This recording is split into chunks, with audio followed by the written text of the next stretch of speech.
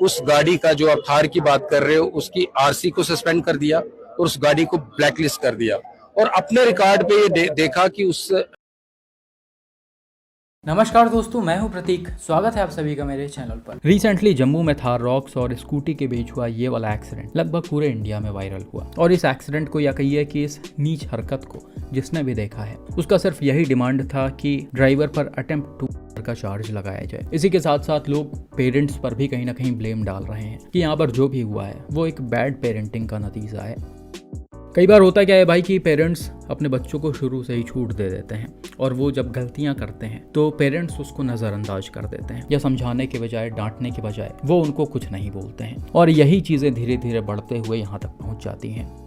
हालांकि भाई ये भी गलत नहीं है कि कुछ पेरेंट्स के हाथ में भी कभी कभी कुछ नहीं होता है। कुछ लड़कों की संगत ही इतनी ज़्यादा गलत हो जाती है कि वो अपने पेरेंट्स को कुछ समझते ही नहीं है। पेरेंट्स के लाख समझाने के बाद, लाख डांटने के बाद वो किसी की नहीं सुनते हैं। तो दो तरह के सिचुएशंस होते हैं। अब यहाँ पर क्या था वो तो एग्जैक्टली नहीं पता, लेकिन कुल मिलाकर कहीं ना कहीं थार ड्राइवर के पेरेंट्स को अब झेलना पड़ रहा है। इस लड़के ने एक्सीडेंट किया और फरार हो गया, जिसके बाद पुलिस आई, इन्होंने गाड़ी को उठाया, साथ में इनके फादर को उठाया और थाने लेकर गए। इनकी गाड़ी को सीज कर दिया गया है और फादर अभी भी थाने में बैठाए हुए हैं और अभी तक लड़के का कोई अता पता नहीं है। ऐसा बताया जा रहा है कि ये लड़का करीब 20 साल के आसपास का है, न्यूज़ रिपोर्ट्स के मुताबिक। एग्जैक्टली ये कितने का है वो तो अभी नहीं पता। साथ ही में ये इंजीनियरिंग का स्टूडेंट भी है, तो आप समझ सकते हो कि इसकी एज जो है वो बहुत ज़्यादा नहीं है और यही वाली जो एज होती है उसी में इस तरह की चीज़ें ज़्यादा देखने को मिलती हैं। खैर, जिस तरह से जम्मू पुलिस एक्शन ले रही है और उन्होंने इस केस को सीरियसली लिया है, उससे तो लग रहा है कि ये बहुत ज़्यादा दिनों तक तो छुप नहीं पाएंगे। इसी के साथ ही जम्मू एसपी ने ऑन कैमरा ये भी बोला है कि जितना हो सकेगा हम ड्राइवर पर स्ट्रिक्ट एक्शन लेने की कोशिश करेंगे। इनफैक्ट वो ये भी बोल रहे हैं कि हम ड्राइवर पर अटेम्प्ट टू मर्डर के चार्जेस लगाने के भी पूरी कोशिश कर रहे हैं। तो वाकई में ये काफ़ी अच्छा होगा अगर पुलिस इतना ज़्यादा सपोर्टिव है और इतना ज़्यादा इस केस पे ध्यान दे रही है। तो ऐसे ड्राइवर्स के साथ यही होना चाहिए, तभी जाकर एक एग्जाम्पल सेट हो पाएगा और इसे देखकर दूसरे समझेंगे और सीखेंगे। बाकी स्कूटी राइडर अभी भी हॉस्पिटल में है, उनको थोड़ी मेजर इंजरीज आ गई थी। उम्मीद करते हैं कि वो जल्दी ही ठीक हो जाएं। लड़का जिसकी आपने खुद बात कही कि वो 20 साल का है रिपोर्टेडली, अभी जो इन्होंने कहा है कि 20-21 साल का लड़का है, इंजीनियरिंग का स्टूडेंट है। मोर सरप्राइजिंगली जो आउटरेज है इस टाइम समाज के अंदर, मतलब जम्मू में सोशल मीडिया पे जब ये चीज़ चली, बहुत सारी calls I, not only from the people from the civil society, but I want to share that even from the police officers. I received maximum number of calls from the police officers only, कि अजय ये क्या हो गया, कि how can somebody do it like this, कि आपने एक आदमी को हिट किया, फिर आप गाड़ी वापस रिवर्स, जब वो उठने की कोशिश कर रहा है, you want to crush him again, and then वो क्रश जब नहीं हुआ तो आप नीचे गाड़ी से उतर के उसको इंटिमिडेट कर रहे हैं। So we have invoked, we are planning to invoke the section जो अटेम्प्ट टू की होती है, that will be done. We just need the statement और एविडेंस तो अब हमारे पास है ही, and vehicle seizure has been done. उस गाड़ी का जो आप थार की बात कर रहे हो उसकी आरसी को सस्पेंड कर दिया और उस गाड़ी को ब्लैकलिस्ट कर दिया और अपने रिकॉर्ड पे ये देखा कि उस नाम का अभी मुझे कोई लाइसेंस ट्रेस नहीं हुआ। अदरवाइज वो आएगा तो मैं लाइसेंस को भी सस्पेंड कर दूंगा। मुझे लगता है उसका लाइसेंस अभी बना अपने रिकॉर्ड पे आज सुबह ही पूरा खंगाला है, नहीं है।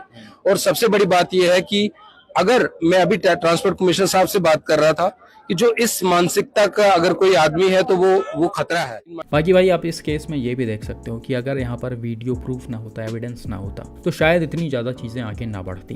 भाई 2-4 आई विटनेस होते, वो बताते कि लड़के ने ऐसा ऐसा किया है, तो चीज़ें ज़्यादा समझ में ना आती और उसी जगह पर सिमट कर रह जाती। हो सकता है तब ड्राइवर पर किसी भी तरह का कोई स्ट्रिक्ट एक्शन भी ना होता। वो तो कहिए कि यहाँ पर सीसीटीवी लगा हुआ था जिसने सारी चीज़ें शुरू से दिखा दी और सिर्फ पुलिस को ही नहीं बल्कि पूरे इंडिया को दिखाया। तो इस चीज़ से भी एक बहुत बड़ा दबाव बन जाता है पुलिस या फिर अथॉरिटीज़ के ऊपर इन जैसे लोगों पर एक्शन लेने के लिए।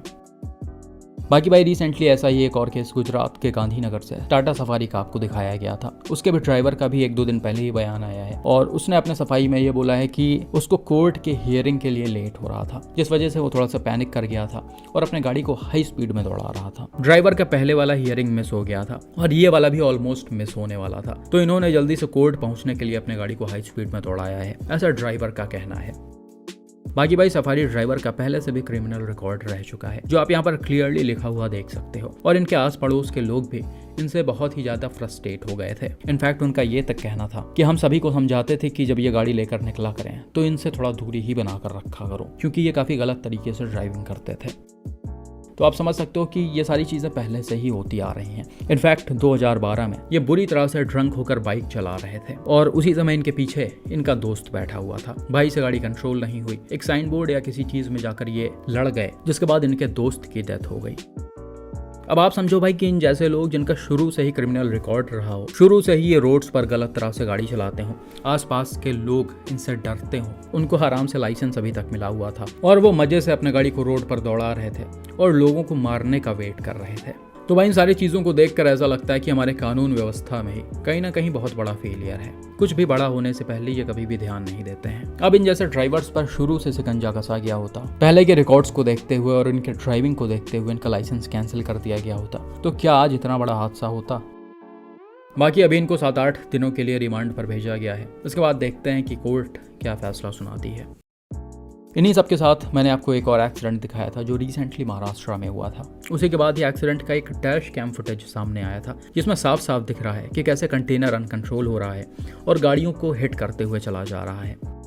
वीडियो में आप देख सकते हो लेफ्ट साइड में ये कंटेनर चल रहा है और इसका ब्रेक फेल हो चुका है। इसके आगे एक ट्रेलर चल रहा है जिसको ओवरटेक करके कंटेनर का ड्राइवर आगे जाता है। बिल्कुल उसी समय इसके सामने कई सारी गाड़ियां आ जाती हैं, जिसके बाद ये गाड़ियों को बचाने के लिए कंटेनर को एकदम एक्सट्रीम लेफ्ट में लेकर चला जाता है। हालांकि आगे बहुत सारी गाड़ियां होने की वजह से और कंटेनर की स्पीड ज़्यादा होने की वजह से कोलिजन को अवॉइड नहीं किया जा सकता था, लेकिन फिर भी देखकर ऐसा लग रहा है कि ड्राइवर ने यहाँ पर पूरी कोशिश की थी कि किसी तरह से वो गाड़ियों में ना लड़े।